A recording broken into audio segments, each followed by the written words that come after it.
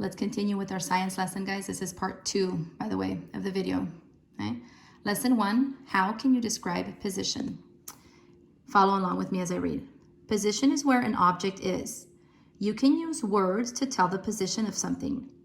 You can use the words in front of and behind. I'm going to highlight those. You can highlight as well.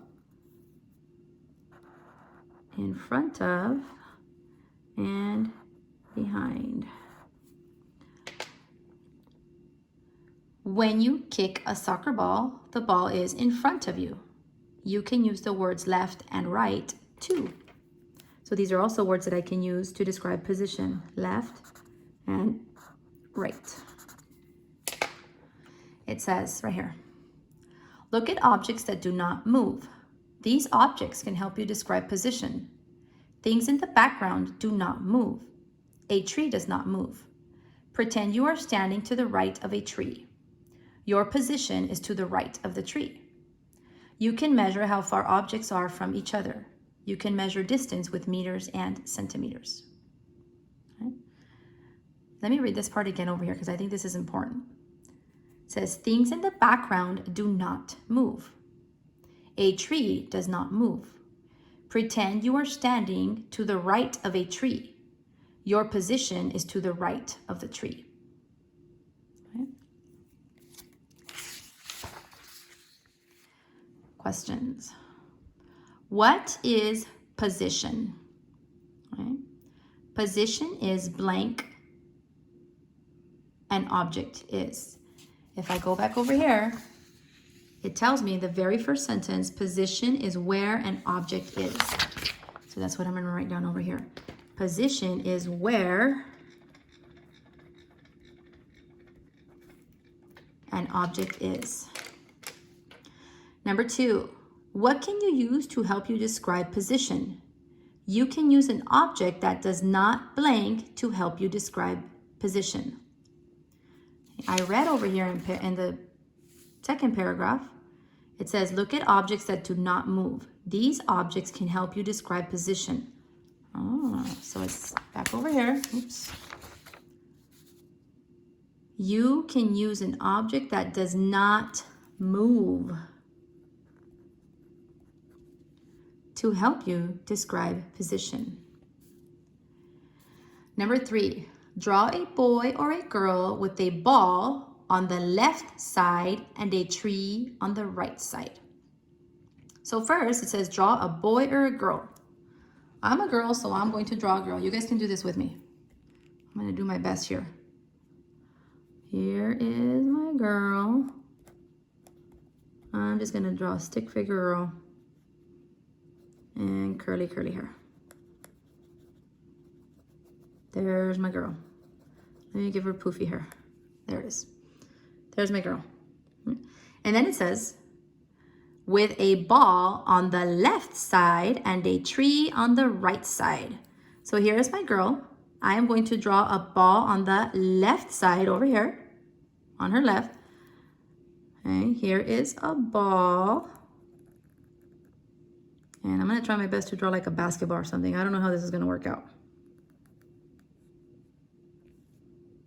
I think I'm missing a line somewhere, but maybe like that. Who knows? I don't know. I'll put another line. Okay. And then a tree on the right side. So again, here's my girl. I'm going to draw a tree on the right side. And I'm going to make a pink tree. Here's a trunk. And here's a tree.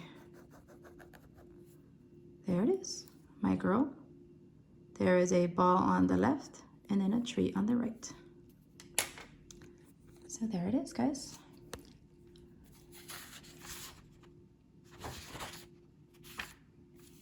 Let's go look at our schedule. We did social studies. That was our map and the globe. We did math, where we did our doubles and near doubles. And we just completed science, where we were talking about position. Let's move on to number 2. And I'm going to continue with chapter 8 of the Chocolate Touch. Let me move this out of the way. This out of the way. Here There's my book.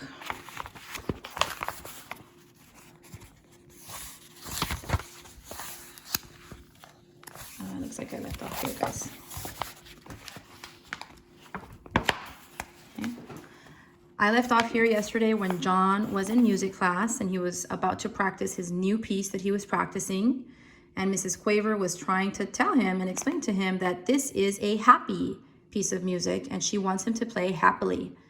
So let's continue here. This is where I left off, right here. All right. It says, Mrs. Quaver's baton moved from side to side, up and then down. The cymbals clashed on the drums and the drums thumped. The pianist brought his fingers down on the ivory keys of the piano. The violinist and the cellist made their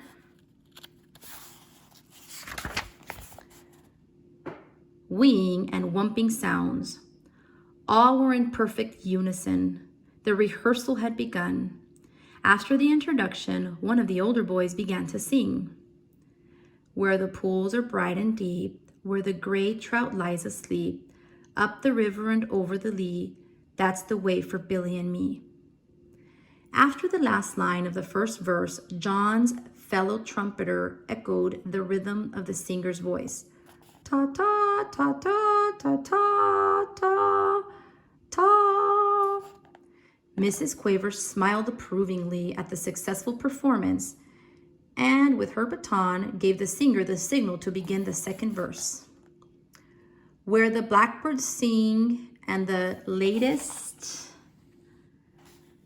and oboe went peep, where the hawthorn blooms the sweetest, where the nestlings chirp and flee, the flute warbled according to plan.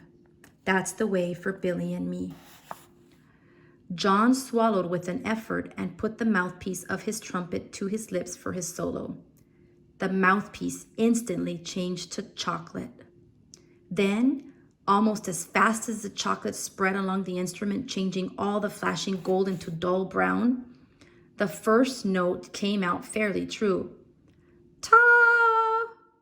But chocolate trumpets cannot withstand much pressure. The hole in the mouthpiece softened and clogged up, and the valves stuck. John desperately tried to finish his part. Mrs. Quaver's eyes almost popped out of her head as she listened to him play ta-ta, toot, toot, tur. It sounded as though John were trying to play a soap-filled bubble pipe. Terribly flustered, he put down his trumpet. Mrs. Quaver was speechless. The orchestra was rocked by uproarious laughter. The other trumpeter leaned over towards John's chair and picked up the trumpet. "It's a chocolate trumpet!" he shouted. No wonder